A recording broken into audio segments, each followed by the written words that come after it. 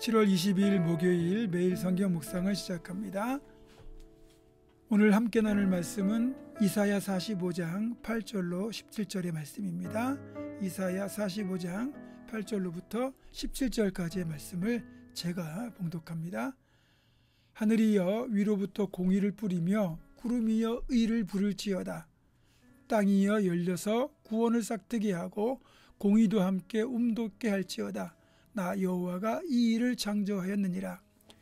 질그릇 조각 중 한 조각 같은 자가 자기를 지으신 이와 더불어 다툴진대 화 있을진저. 진흙이 토기장이에게 너는 무엇을 만드느냐, 또는 네가 만든 것이 그는 손이 없다 말할 수 있겠느냐. 아버지에게는 무엇을 낳았소 하고 묻고 어머니에게는 무엇을 낳으려고 해산의 수고를 하였소 하고 묻는 자는 화 있을진저.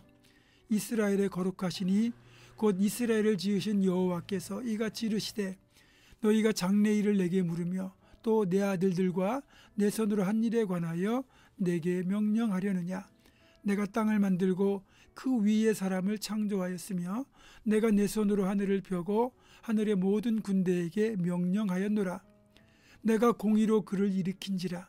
그의 모든 길을 곧게 하리니 그가 나의 성읍을 건축할 것이며 사로잡힌 내 백성을 값이나 갚음이 없이 놓으리라. 만군의 여호와의 말이니라 하셨느니라. 여호와께서 이같이 말씀하시되 애굽의 소득과 구스가 무역한 것과 스바의 장대한 남자들이 네게로 건너와서 네게 속할 것이요 그들이 너를 따를 것이라. 사슬에 매어 건너와서 네게 굴복하고 간구하기를 하나님이 과연 네게 계시고 그 외에는 다른 하나님이 없다 하리라 하시니라. 구원자 이스라엘의 하나님이여 진실로 주는 스스로 숨어 계시는 하나님이시니이다. 우상을 만드는 자는 부끄러움을 당하며 욕을 받아 다 함께 수욕 중에 들어갈 것이로되 이스라엘은 하나님께 구원을 받아 영원한 구원을 얻으리니 너희가 영원히 부끄러움을 당하거나 욕을 받지 아니하리로다. 아멘. 하나님께서 이사야서를 통하여 우리에게 거듭거듭 강조하시는 것이 바로 하나님의 하나님 되심입니다. 45장도 이렇게 말씀해요. 나는 여호와다. 나 외에 다른 이가 없다. 나밖에 신이 없다. 나는 빛도 짓고 어둠도 창조하며 나는 평안도 짓고 환난도 창조했다. 나는 여호와다. 나 여호와가 이 일을 창조하였다. 아멘. 이렇게 강조하실 만큼 하나님은 우리가 하나님을 바르게 알고 바르게 섬기기를 원하고 계신 거예요.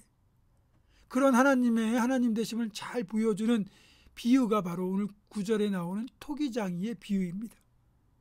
하나님께서 토기장이가 되신다는 비유는 이사야 29장과 30장에 이미 나온 적이 있고 또 뒤에 64장에서도 한 번 더 등장합니다.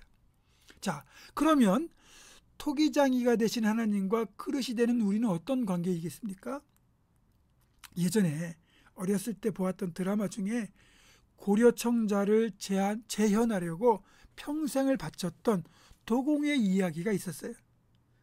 고려청자가 지닌 그 신비한 빛의 무늬를 재현하려고 온갖 방법을 다 동원하는데 그 이유가 뭐냐면 임진왜란 때 도공들이 일본에 다 끌려가는 바람에 고려청자의 맥이 끊긴 상태에서 다시 고려청자의 그 비법을 찾으려고 애썼던 도공의 이야기를 그리고 있었습니다.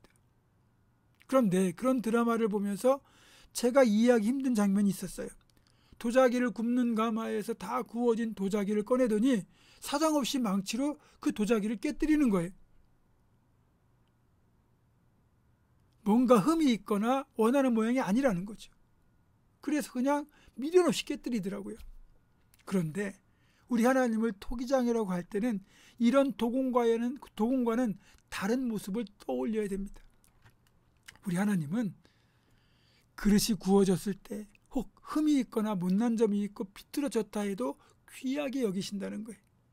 이것이 세상의 도공과 토기장이 되시는 하나님과의 결정적인 차이점입니다. 세상의 도공은 완벽한 그릇만을 내놓기 원하지만 하나님은 완벽하지 않아도 모든 그릇을 통일하게 존귀한 그릇으로 여겨주시고 사랑하시고 사용하신다는 겁니다. 이게 다른 점이죠. 그리고 그릇의 입장에서 볼 때 왜 나를 이런 모양으로 빚었느냐고 항의할 수는 있을 겁니다. 그러나 그릇을 빚는 건 토기장이의 마음이죠. 토기장이가 그릇을 빚을 때는 이 그릇은 바꾼기로, 이 그릇은 국그릇으로, 이 그릇은 반찬을 담는 그릇으로 빚어야 되겠다 생각하고 그렇게 빚는 겁니다. 물론 그릇의 입장에서는 이왕이면 예쁘고 폼나는 멋진 그릇, 아주 귀한 것을 담는 그런 멋진 그릇이 되고 싶겠지만 이것은 그릇의 뜻이 아니라 철저히 토기장이의 뜻에 따라 결정될 사항이라는 거죠. 이것을 우리들에게 적용해 보면 하나님은 토기장이가 되시고 우리는 그분이 빚으신 그릇이에요. 이미 우리가 태어나기도 전에 하나님은 나의 모습, 내 용도를 결정하시고 계획 가운데 빚으셔서 이 땅에 내보내신 거예요. 그러니까 우리가 나는 이런 그릇이 되게 해달라고 기도하는 건 순서에 맞지 않고 내가 어떤 계획 속에서 어떤 목적을 위하여 빚어진 그릇인지를 알게 해달라고 기도한 뒤에 그 빚어진 목적대로 쓰임받게 해달라고 하는 것이 필요한 기도예요. 그리고 하나님이 이 그릇을 쓰시는 기준은 그릇의 모양도 중요하지만 더 중요한 건 그릇이 얼마나 깨끗한 겁니다. 아무리 좋은 밥공기가 있어도 설거지가 되어 있지 않은 상태에서 거기다가 밥을 담겠습니까? 디모데후서 2장 21절 이렇게 말씀합니다. 그러므로 누구든지 이런 것에서 자기를 깨끗하게 하면 귀 쓰는 그릇이 되어 거룩하고 주인의 쓰심에 합당하며 모든 선한 일에 준비함이 되리라. 이렇게 말씀합니다. 그러니까 하나님은 왜 나를 사용하지 않느냐고 따지기 전에 내 자신이 먼저 깨끗한 그릇으로 정결하게 유지되어 있는지를 먼저 점검해야 됩니다.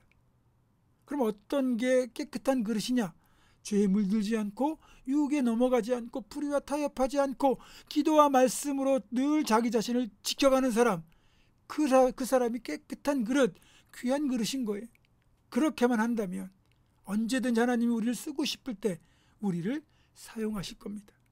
우리 자신을 정결한 것으로 늘 지켜서 하나님께서 귀 쓰시는 그릇 되시기를 주님의 이름으로 축원합니다. 기도하겠습니다.